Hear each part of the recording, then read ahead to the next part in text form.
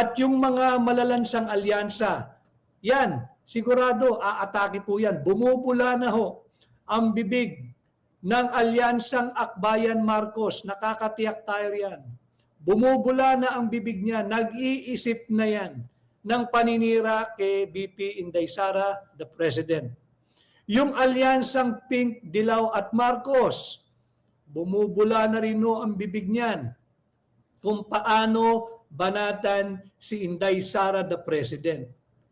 Yung alyansang Makabayad, Marcos, bumubula na rin ang bibig yan at nag-iisip na ng mga panibagong gimmick o ideyan kung paano siraan si Inday Sara, the President. Mga kaibigan, panic mode po lahat ng mga oposisyon dito kay VP Sara dahil nga po ay nag-announce na po ng kanyang final na desisyon ng paghabol bilang Pangulo sa darating na 2028. Ayan, makikita niyo mga kaibigan, lahat po mga kaibigan, ito po, tinisa-isahin natin.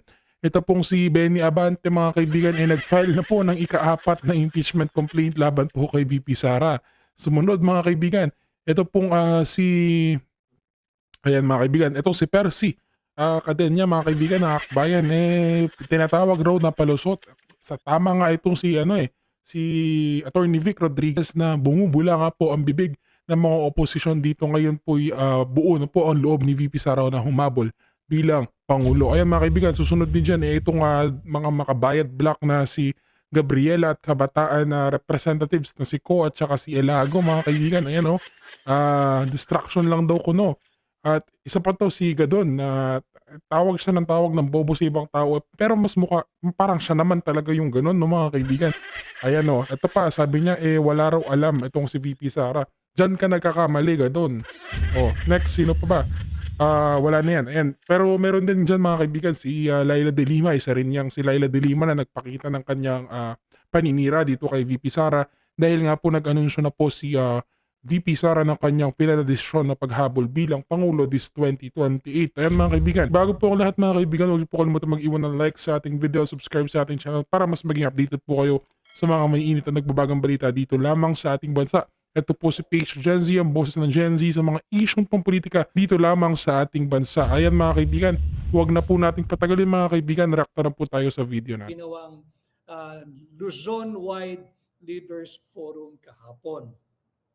So yun din at ang sinabi rin niya na meron pa siyang takot para sa ating mga anak, para sa inyong mga anak, para sa aking mga anak, para sa mga batang Pilipino. Kanya po ang sinasabi nga niya, yung pag-aalay niya ng kanyang buhay at yung kanyang intensyon, pagsilbihan. Ulitin ko ang bawat pamilyang Pilipino. Kanya, inayaya ko po ang lahat ng sambayan ng Pilipino. Ako po si Attorney Vic Rodriguez, Pilipino abogado maisog, ang aking pong presidente, si Inday Sara Duterte. Sana kung inyong suportahan si Inday ay in your own personal pages, Facebook, YouTube, sana maglabas din kayo ng statement of support for Inday Sara, the President or our incoming President. Tulungan po natin, hindi madali na makahanap tayo ng isang taong may magandang karakter na may tunay na magandang layunin para sa ating bansa. Ito na po yung tao. And I'm sure, in the days after her bold pronouncement today, aatakihin na naman po yan. Wag na po tayong matakot doon. Wag na po tayong matakot doon. Kung yung tao, inalay na ang kanyang buhay para sa bawat pamilyang Pilipino, wala rin po dapat tayo ng pag-aalinlangan. Ito na po yung inaantay ng marami. Na tatakbo ba yan, Attorney Vic? Baka naman hindi tumuloy, hesitant, ambivalent. Ito na po iyon Kagaya po nung naging pahayag ni @Iya_Simeon. Yes, finally nag-decide na si VP. Now that she has finally made known at nagproklama siya na kanyang inaalay ang kanyang buong pagkatao at buhay sa bawat pamilyang Pilipino. Tulungan po natin si Inday Sara, si Vice President Inday Sara. Magpalabas po kayo ng kukunin natin ito. I'd like to address this. Si Mark's Dishes. Hanggat nandyan si George Garcia sa Comelec, matik dadayain nila si Sara. Mark's Dishes at mga katulad mo, at ako rin, guilty Mark's Dishes, na may ganyang sentimiento, let us drop that defeatist attitude. In fact, pag naglabasan ho kayo, and I feel with this announcement of VP Inday Sara the President, and nakikita ko sa aking harapan ngayon, 5,000 mahigit na live viewers. Ito po'y dahil sa ating pinag-uusapan, Inday Sara the President. Andyan na po yung pagbulusok ng suporta. Ipahayag natin, kagaya po ng aking sinabi, kung pwede kayo maglabas ng similar video or do your own way, your own style of communicating. But in my page, dito sa Tinig Maisog, ako po si Attorney Vic Rodriguez, Pilipino, abogado Maisog. Inday Sara, ang aking Pangulo. Malinaw po iyan. Maglabas po tayo ng ganitong pahayag ng suporta upang matauhan yung mga taong pinagdududahan at pinagsususpetsya ng marami naman dadaya. Hindi nyo po pwedeng dayain at pigilan ang pagsirit ng suporta at pagbuhos ng mandato kay Inday Sara. In the same manner, I had it from a very, very good source that a fourth impeachment ay ikinakasalaban kay Vice President Inday Sara. Siyempre, ang direksyon niya nanggagaling kanino pa? Di kay Martin Romualdez and a certain Attorney Beng ang kumakamada at nakikipag-ugnayan sa opisina nung yung garapal na tumanggi doon sa isang impeachment complaint, nung defensor impeachment complaint. Merong nagiging pag-uusap a certain Attorney Beng. But I have a good sense and I have good information kung sino itong Attorney Beng na ito na nakikipag-ugnayan sa garapal na Office of the Secretary General at merong nagbabadyang fourth impeachment complaint. Tayo po dito sa Tinig Maisog sa ating pahina, tayo po'y mangungusap din sa ating mga mambabatas. Huwag na po kayong tumingin na mawawalan lang kayong budget, natatakot kayo, o parang barkadahan lang kayong high school dyan sa House of Representatives at sunod-sunuran dyan sa maling dikta ng Marcos Jr. administration ng inyong liderato. Huwag po ninyong salaulain itong napakahalaga at napakasagradong proseso ng impeachment. Sinalaula na ninyo dyan sa mababang kapulungan yung hindi pagtanggap ng Office of the Secretary General. Garapalan nung isang impeachment complaint na tunay na may laman. Nandoon yun Pati yung contribution ng pera para sa kampanya ng alyansa ni Bongbong. Di ba? Galing sa confidential funds, galing sa customs, at galing sa kung saan-saan pa na ginamit nila. Pera po ninyo yun dapat tayong magalit. Di ba? Itong mga kongresista, bantayan po natin sila. Bantayan po natin sila. Ito ang malaking maitutulong ng bawat Pilipino na nais tumulong, sumuporta, magprotekta kay Vice Presidente Inday Sara. Bantayan po natin ang galaw at kilos ng bawat kongresista. Bawat kongresista ng bawat distrito. Yung party list, wala po tayong magagawa dyan. Alam naman natin na halos lahat, hindi lahat, but halos lahat ng party list, transactional po iyan. Kinakausap po niyan, COMELEC lang. COMELEC lang ang kausap niyan. Nag-uusap lang yan kung ilang boto ang matatamo nila at sa magkakanong halaga. Wala po tayong magagawa dyan. Hanggat nandyan silang parte ng Kongreso. Pero, yung mga, I would say, lehitimong kongresista o yung district congressmen, kausapin po ninyo yung inyong mga kinatawan. Ito po'y panahon na ng full accountability at pananagutan. Kausapin nyo, congressman, iparehas mo yung galaw mo sa proseso ng impeachment laban kay BP. Huwag kang titingin lang sa perang ipapangako sa iyo sa budget ng ating distrito o kung ano pang additional perks ang makukuha mo. Itaguyod natin ang rule of law. Huwag ninyong babuyin ang proseso ng impeachment. Malinaw na ho ito eh. Ngayong nagdeklara si Inday Sara, the President, ng kanyang kahandaan at pagtanggap sa hamon na maging Pangulo ng Republika ng Pilipinas, kailangan po tayong kumilos, protektahan ang taong ito na ang nais ay magsilbi, paglingkuran, kalingain ang bawat pamilyang Pilipino. No? Huwag kausapin ninyo yung mga congressman ninyo. Congressman, alam mo naman na walang laman yung impeachment complaint na yan. Huwag ka nang magpauto-uto sa liderato nyo dyan sa House of Representatives. Gawin mo yung tama. Minsan sa buhay ninyo, gumawa kayo ng tama.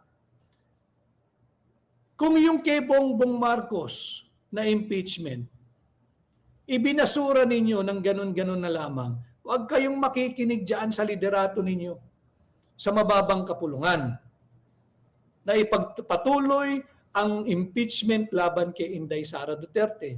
Sinabi naman po ni Inday Sara, the President, haharapin niya ng buong tapang ang prosesong yan.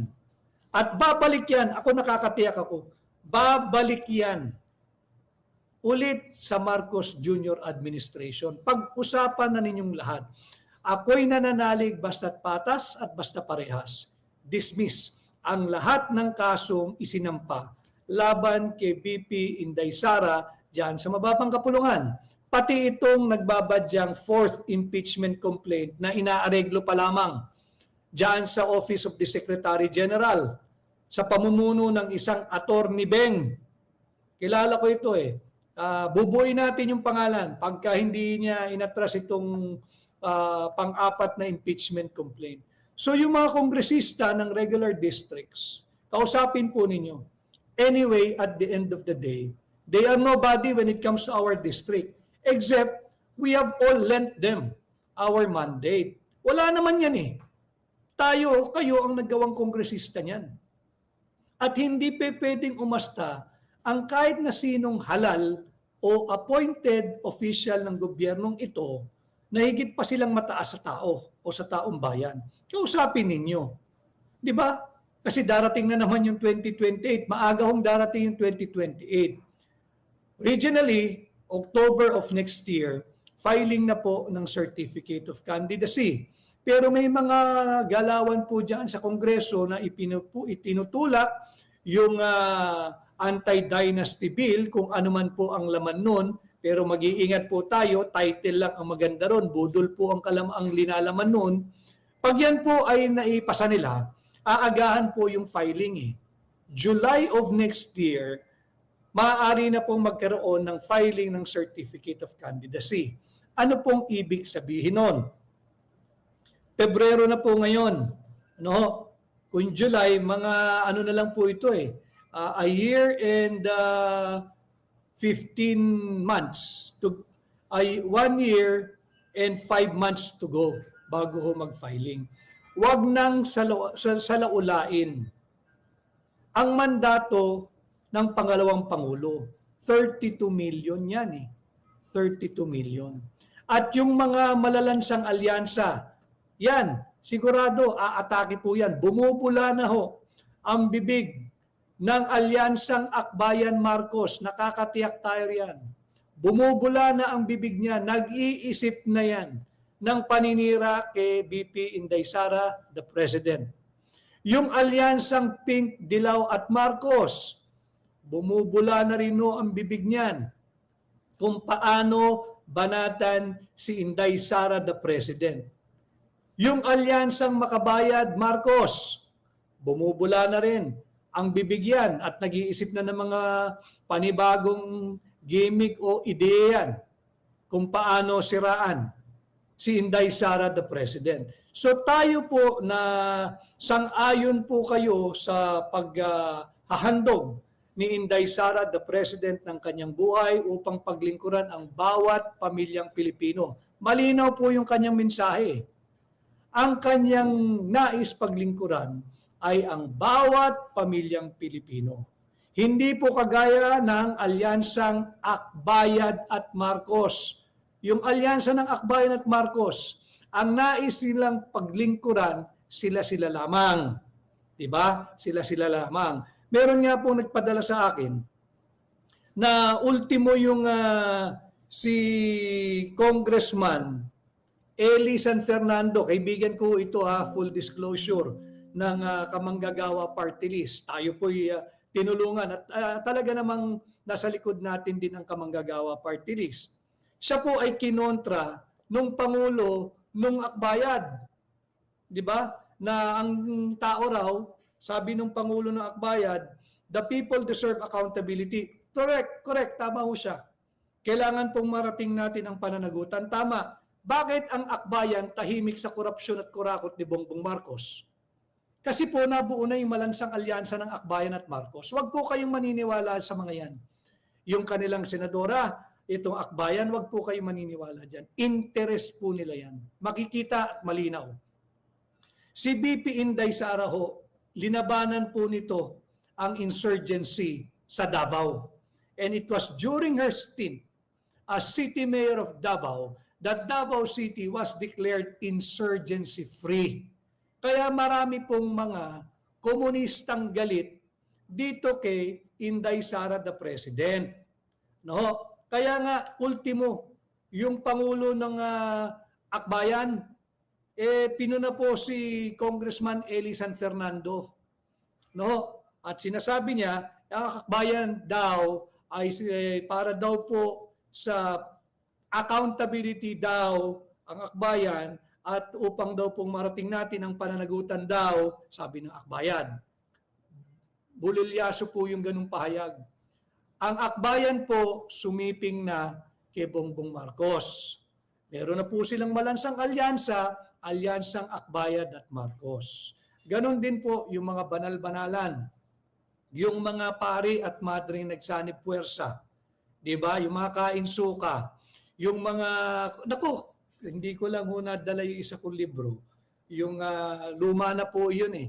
Yung eksena noong 1986 People Power, na lapit na ho, next week yung anibersaryo niyan. Yung mga madre, nagro-rosaryo, nakaharap sa tangke, nakaluhod, yung mga pare. Ito po yung mga tunay na dilaw na nakipaglaban sa diktadorya ni Marcos Sr. Ngayon, itong mga hilaw na dilaw, gamit pa rin ang same old playbook, same old clothing nila na nakamadre, nakapari. Yung isa nga dyan, si Flavi, si Padre Flavi, binasbasan pa yung kanyang bulilyasong complaint criminal complaint laban kay Inday as if naman magiging legitimate yung illegitimate complaint. Kasama din niya siyempre yung puwersa ng Akbayan. Hindi ba? Ito po yung mga kain-suka. Si Marcos, yung pamilyang Marcos, kasama na si Bongbong Marcos, nalalaman ko ito. Bakit? Ako ho yung kasama ni Bongbong Marcos lang bago kami nagdeklara noong 2022. At noong 2022, ako po ang sumasagot at tumaharap sa mga ito. Kung banatan po nila si Bongbong Marcos noong 2022, ganun-ganun na lang. Ay sagad do hanggang buto. Talagang sagad hanggang buto. Alam yan ng bayan, ng makabayan, ng alyansang kain saba. Banat ng banat kay Bongbong yan. Ngayon, nasaan sila? Kasiping na nila si Bongbong Marcos. Nagsama-sama sila, bumuo na ng malansang alyansa. Ano? Ito, sino ito? Si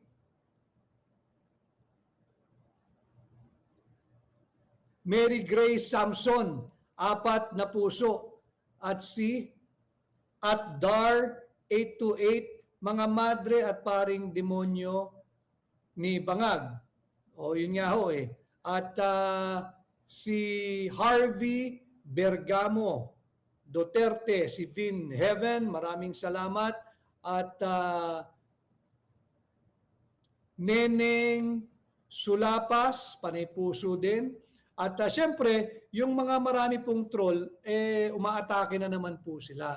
Pero alam mo nyo yung troll, ang nagpapatunay lamang na ang tinig maisog ho ay patuloy na pinagkakatiwalaang pahina sa social media ang ating pong halos mag-8,000 live viewers ngayong hapon. Maraming pong salamat. Ang programang ito ay para sa inyo. Ano ho?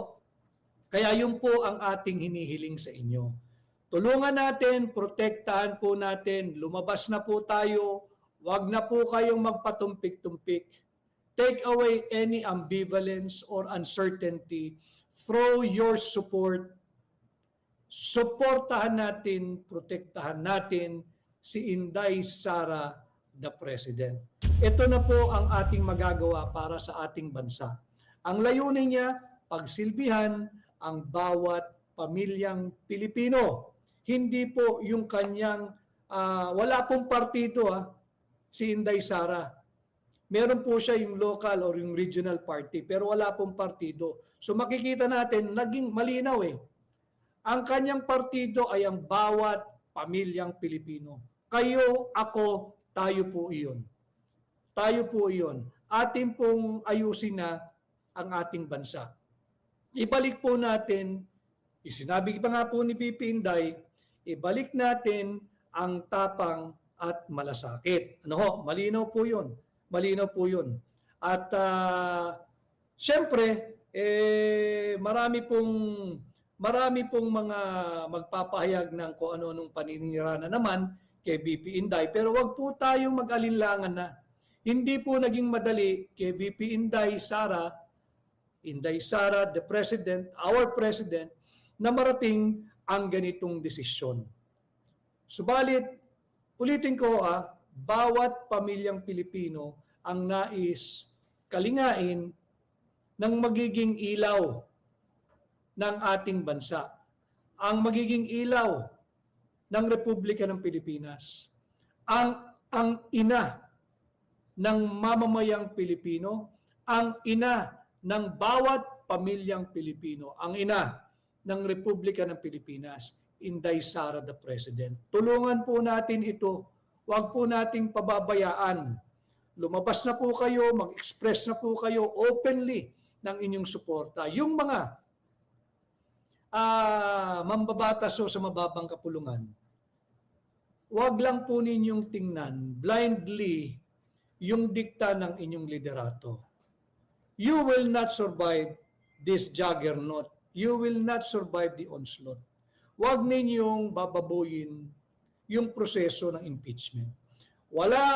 I personally bilang Pilipino, hindi po ako humihingi ng special treatment para kay Inday Sara, the President, pagdating ng impeachment process.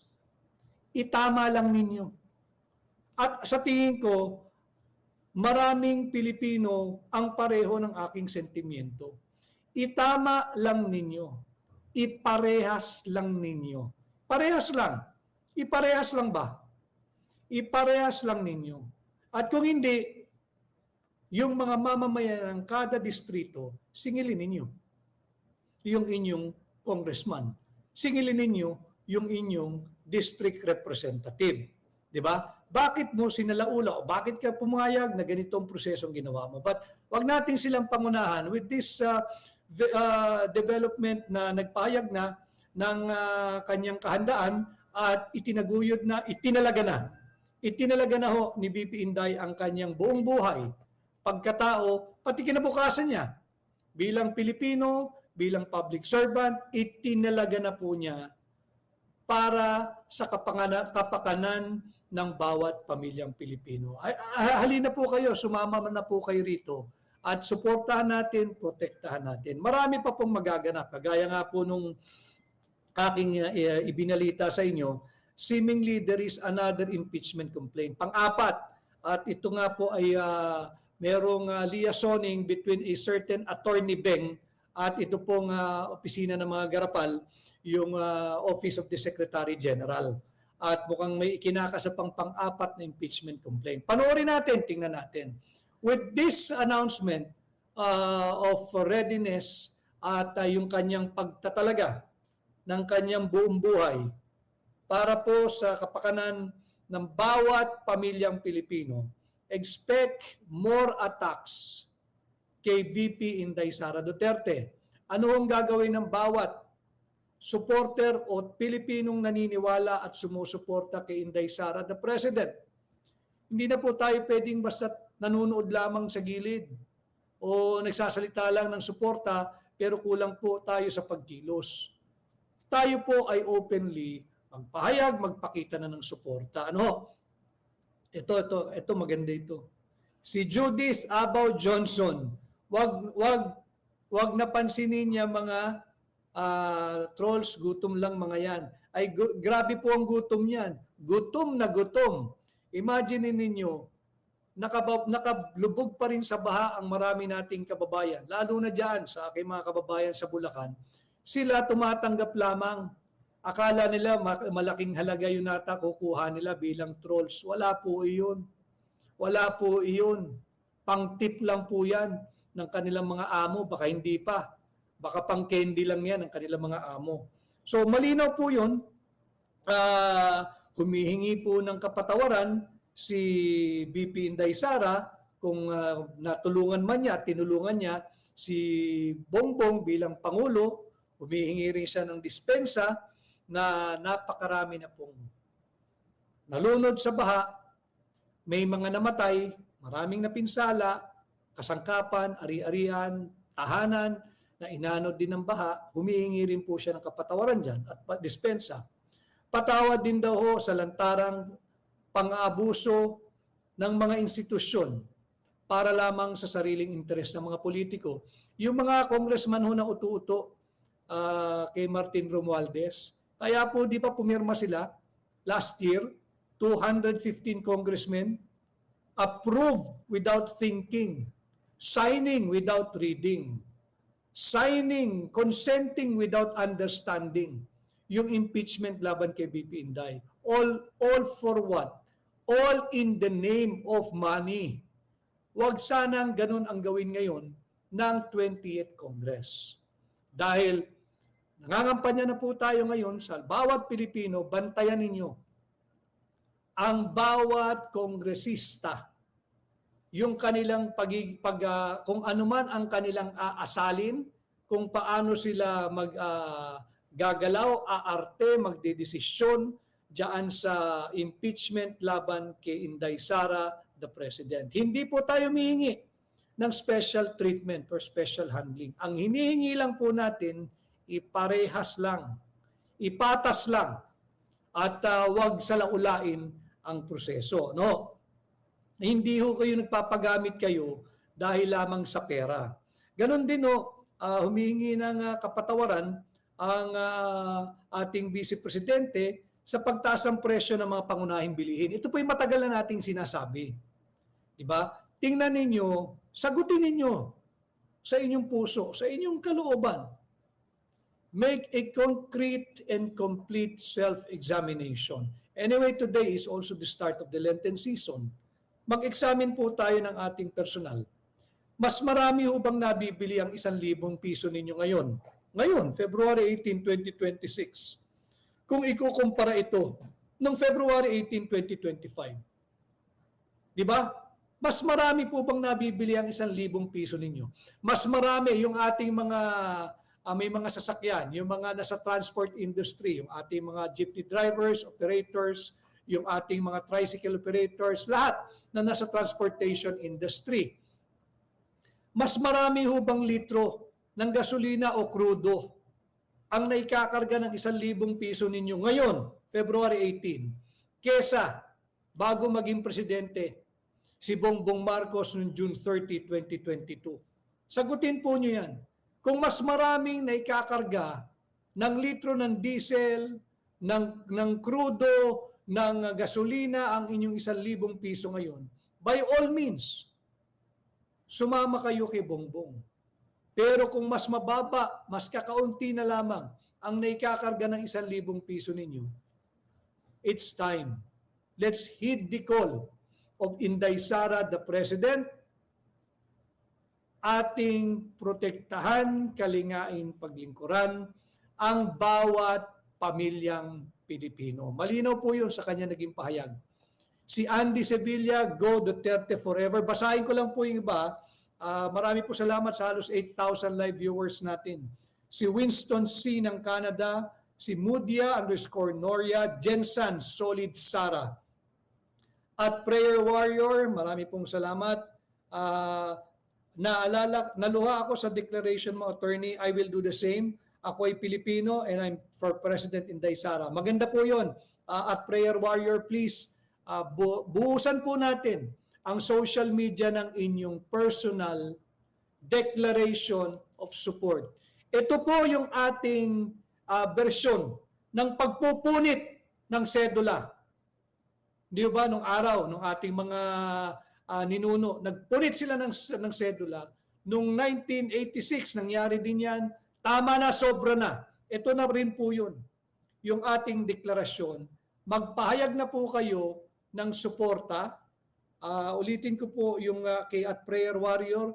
Ang akin po ay simple. Ang aking deklarasyon ay simple. Ako po ay si Attorney Vic Rodriguez, Pilipino, abogado, maisog, si Inday Sara Duterte ang aking presidente. Conspirators on the bloody drug war during the Duterte administration. And pwede po ba itong dumaan sa local courts, ang arrest warrant, if Interpol ang magpapatay? Again, yung una niyong pong tanong Reaction lang po. regarding sa- sa pagsama ng pangalan nila. Yes po. Okay.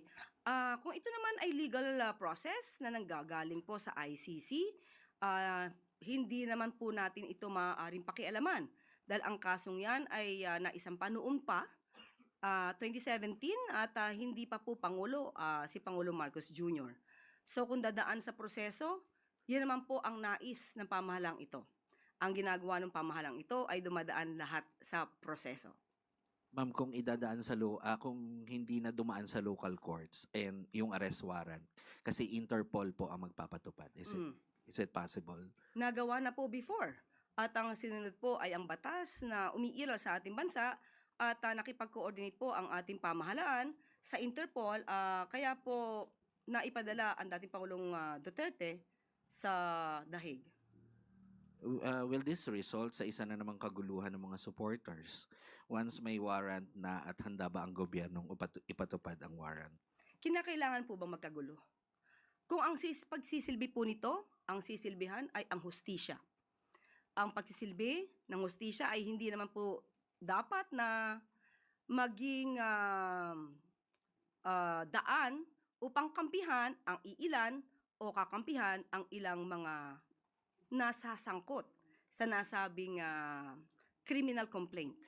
At even before, ang kanila mismong kaalyado, walang iba kundi si Mayor Magalong, ang nagsabi mismo na mayroong mali sa execution sa EJK. Si Mayor Magalong na nagsilbing Oversight Committee Head ang umamin na maraming naging patayan na hindi nararapat. At ang ibang nasa listahan ay mga political rivalry di umano. At ito ay maling-mali. So kung mismong isang Duterte supporter nagsasabing mali ang nagawang EJK, hindi po ba dapat na lamang na maimbestigahan po talaga kung sino yung dapat na managot? And last na lang po, do you have a message sa mga supporters nila Senator Bongo, Senator Bato, para hindi na magkagulo at magkaroon ng kaguluhan? Hindi po dapat i-encourage ni naman na magkagulo kung nagsisilbi lamang po ng valid warrant of arrest. Muli, ang kaso na isinampa, kung meron naman pong batayan, ay dapat lamang po madinggin. Para malaman natin, pareho naman po ito magiging hustisya sa dalawang panig. Hustisya sa mga di umanong naging biktima ng EJK, ng extrajudicial killings, at ito ay magsisilbi ring hustisya para doon sa naaakusahan kung mapapakita niyang wala naman siyang kinalaman at wala siyang kasalanan, maaaring magkaroon ng acquittal sa nasabing kaso. Just a related question from Ivan Mayrina, GMA 7.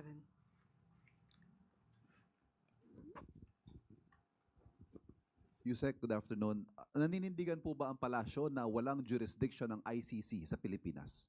Naninindigan ba ang Ang palasyo, ang na walang gobyerno. jurisdiction sa ang ICC sa Pilipinas? Sa ngayon. Pero iba po ang pinag-uusapan kung ang mga na-commit na di umanong crime ay naganap nung meron pang jurisdiction ng ICC. Mhm. So makikipagtulungan tayo sa Interpol but not with the ICC in the same way that we cooperated with the Interpol during the arrest of the former president. Ganun po mangyayari. Yun po ang nangyari before at yan din po ang mangyayari ngayon.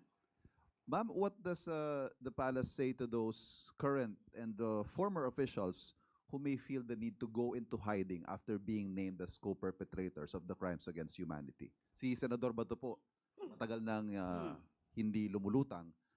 Yung iba ho kaya, baka maisip nila na ganun din ang gawin nila. What do you have to say to them? Unang-una, kung kayo magtatago, ano bang ibig sabihin yan? Kayo ba'y may kasalanan? Tinatago nyo para hindi po kayo madinig at ma-escape kayo or ma-evade the liability of what you had done? So, hindi po kinakailangan magtago kung alam po nila na sila'y walang kasalanan, humarap sila at maging matapang sa mga maaaring proseso. Ma'am, panghuli, ano ho ang magiging tingin ng gobyerno, ng Estado, sa 8 pinangalanan? Sila po ba ay mas babantayan? Sila po ba ay tututukan ng kanilang whereabouts? Such that if an arrest warrant is issued against them, ay i-implement natin. Kapag may warrant of arrest na na-issue na po, kailangan i-implement. So kung babantayan sila, sa ngayon wala pa pong dahilan para sila ibantayan dahil wala pa pong nare-receive ang gobyerno ng warrants of arrest. Maraming salamat. Next question mula kay Tina Maralit na Manila Times. Good afternoon, Yusek. In relation po sa unang napag-usapan, ano po ang reaksyon ng palasyo sa sinabi ng PDP Laban over the weekend that the Marcos admin is quote-unquote enabling such derogation of our sovereignty and attempting to divert attention from the massive corruption scandal kaya naisama sila Senator De La Rosa and Senator Go as co-perpetrators in Duterte's ICC case? Unang-una po, bakit naman sasabihin na nagda-divert na naman ang attention?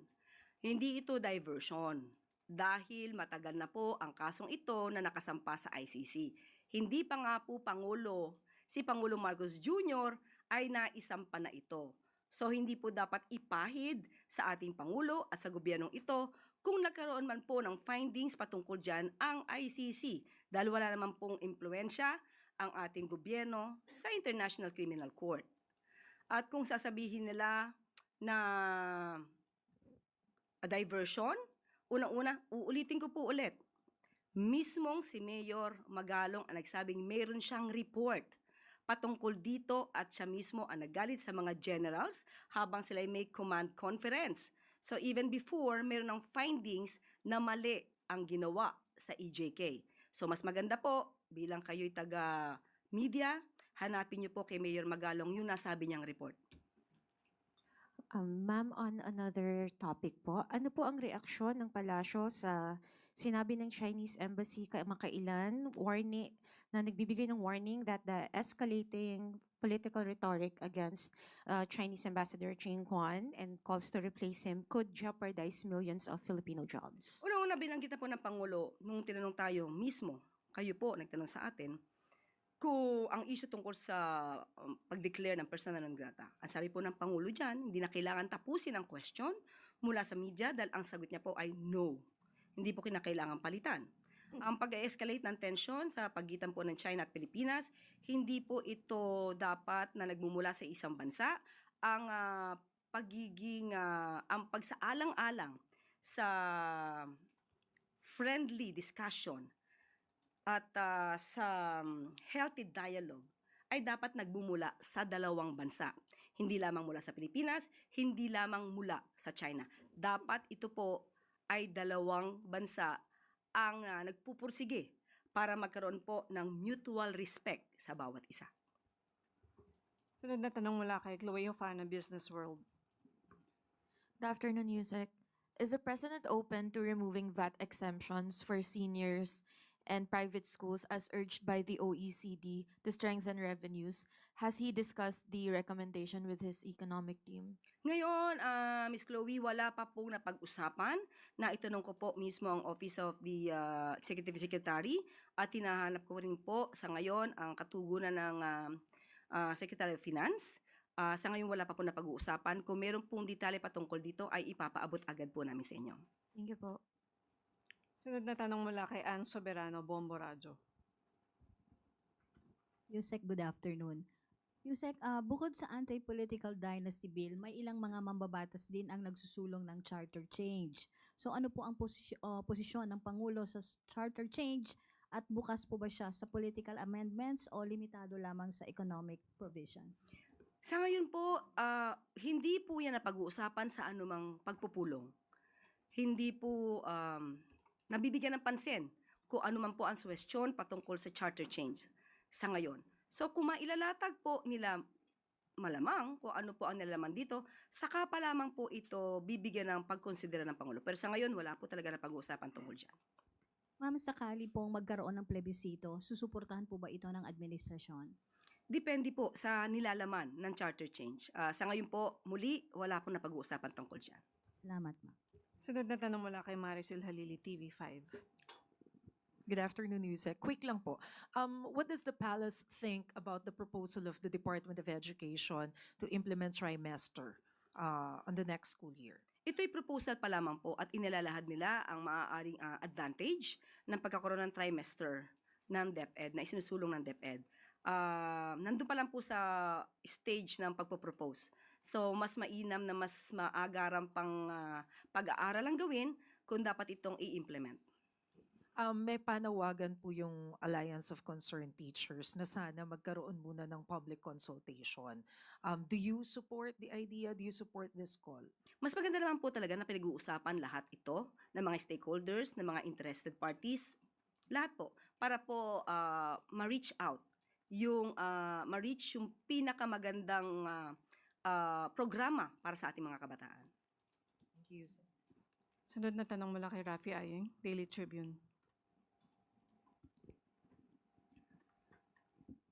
Ma'am, dun sa 400 sa housing po, 423 daw po yung delivered and there's an apparent backlog ng housing projects under 4PH. The revised target kasi is 1.13 million to 3 million housing units by 2028. Attainable pa po ba ito before the term of PBBM ends? Thank you for the phone-in question.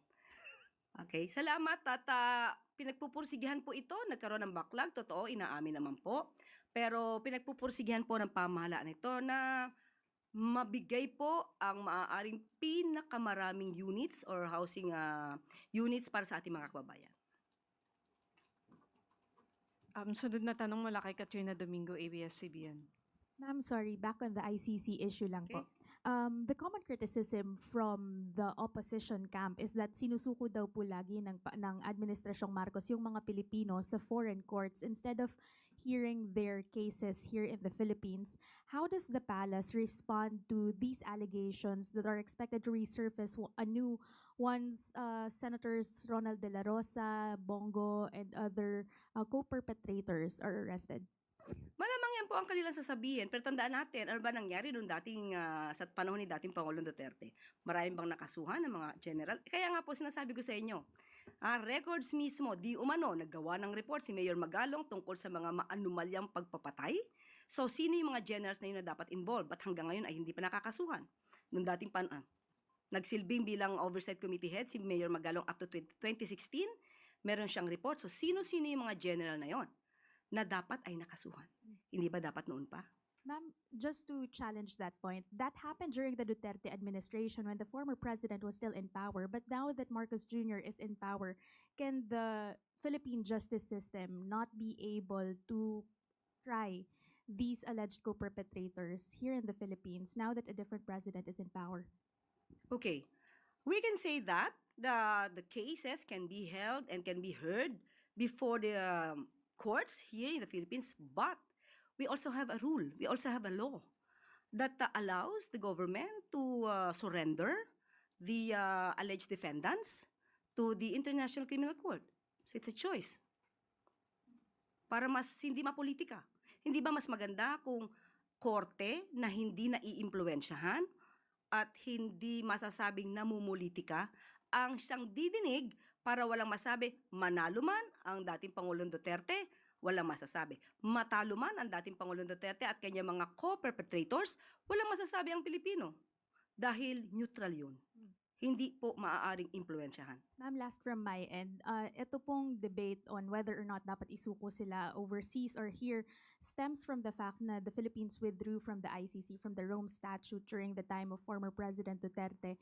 With this, to settle this confusion nowadays, does the Marcos administration consider to rejoin the ICC? I know this question has been already raised in previous years, but with the current predicament, is there a form of reconsideration from the President?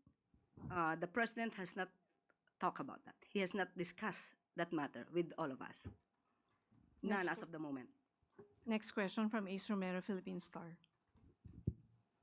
Tanong ko lang regarding ulit sa ICC, Yusek. Although nabanggit nyo kanina, tinanong na yung kung bahagi tayo ng kung may jurisdiction pa yung ICC sa Pilipinas. The PDP Laban also decried what it called the derogation of sovereignty daw under the Marcos admin as part of its statement. What do you say to that?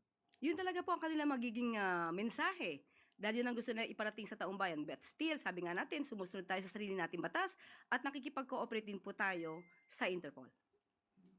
Because if I remember right, may nabanggit si dating former Executive Secretary Lucas Bersamin dati na hindi automatic na kapag nagkaroon ng arrest warrant against Senator De La Rosa, automatic mapupunta siya sa ICC. Ganun pa rin ba yung stance ng Malacanang?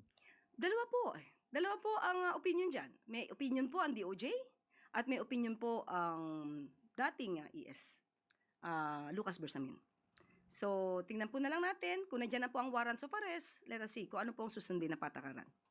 So wala pa pong stance about that. Hindi pa, I mean, hindi necessarily yung dating view ni ES Bersamin, yun na yung view automatic ng palasyo.